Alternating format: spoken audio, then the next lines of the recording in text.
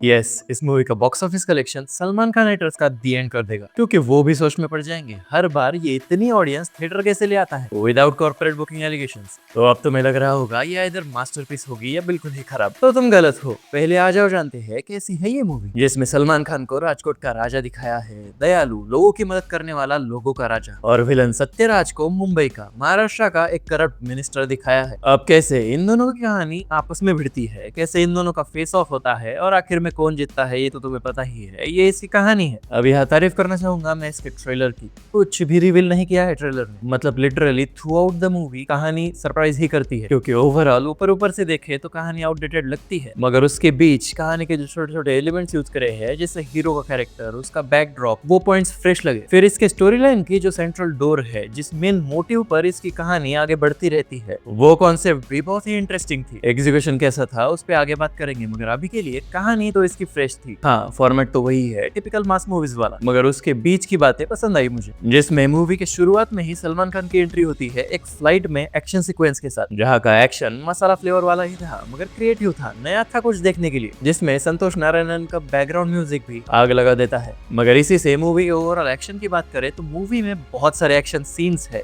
Sequences नहीं scenes. कई तो इतने छोटे छोटे हैं कि बस एक आध मिनट में आके निकल जाते हैं, मगर बाकी माइनर्स को छोड़ दे तो जो मेजर एक्शन सीक्वेंस है 3-4 है, उसमें से फर्स्ट एंट्री वाला एंड क्लाइमैक्स वाला सबसे अच्छे थे। दोनों में ही बैकग्राउंड म्यूजिक, स्पेशली क्लाइमैक्स में जब वो नो थ्रोन्स लेफ्ट वाला बैकग्राउंड म्यूजिक आता है, टीजर ने जो 2 महीने लगातार चलाया था, वो थिएटर में सुनने के लिए, देखने के लिए ओवरऑल अच्छा लगता है। क्लाइमैक्स के एक हाई ऑक्टेन एक्शन सीन के हिसाब से वो अच्छा था, मगर उसके बीच जो 4 मेजर एक्शन सीक्वेंसेस है, उसमें से 2 जल्दी जल्दी निपटा दिया ऐसा लगता है। कहीं पे बीजीएम बकवास था तो कहीं पे डायरेक्शन बहुत ही हरी में निपटा दिया लगता है, जल्दी जल्दी में बहुत ही वीक था। मगर एक तरह से कह सकते हैं, पूरी तरह से नहीं, मगर एक स्ट्रॉन्ग पॉइंट तो था इस मूवी के इमोशंस का, चाहे वो हस्बैंड वाइफ वाले हो या फिर बाकी लोगों के जिनकी सलमान खान मदद कर रहे हैं। और इमोशंस से बता दूं, स्पेशली ट्रेलर में बहुत से लोगों को सलमान खान की एक्टिंग बहुत ही डल लगी थी, मतलब कुछ एफर्ट्स ही नहीं लिए है ऐसा लग रहा था, मगर मूवी में पर्सनली मुझे ऐसा कुछ फील नहीं हुआ। उल्टा इमोशनल सीन्स में जो उनकी आंखें है, जो आंखों के आंसू है, जो उनकी इमोशनल एक्टिंग है, वही जबरदस्त। थोड़ा सा किक मूवी के क्लाइमैक्स का भी फील आने वाला है तुम्हें, जिसके बीच अब लोगों की मदद कर रहे हैं तो सोशल कमेंट्री भी साइड बाय साइड चलती रहती है, समाज के छोटे मोटे मुद्दे उठाते रहते हैं, जैसे अल्फा मेल मेंटेलिटी,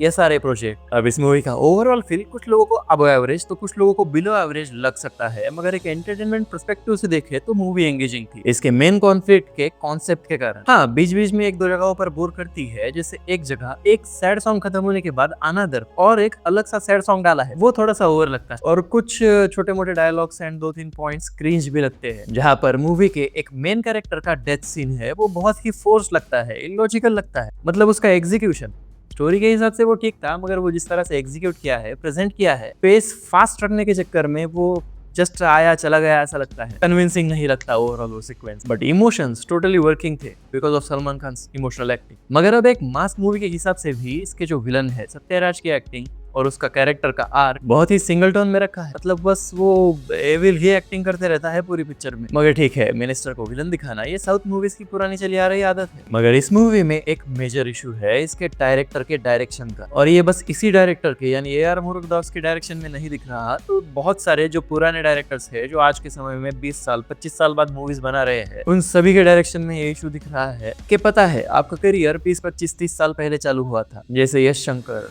और इसके AR मुरुगदास,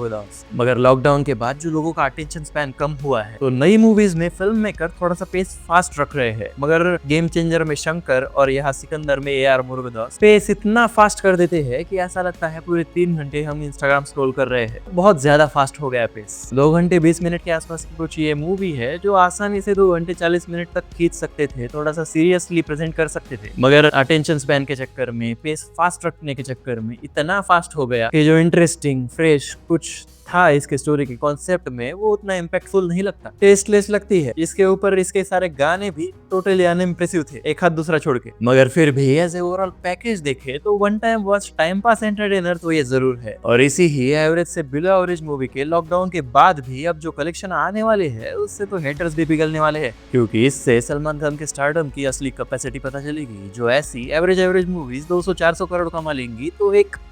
सही प्रोडक्ट क्या धमाल कर सकता है। तो ऐसे ही सबसे अलग प्रैक्टिकल सिनेमैटिक पॉइंट्स वाले रिव्यूज के लिए चैनल को सब्सक्राइब कर देना, मगर वीडियो को लाइक एंड शेयर करने के बाद मिलते हैं कमेंट सेक्शन में।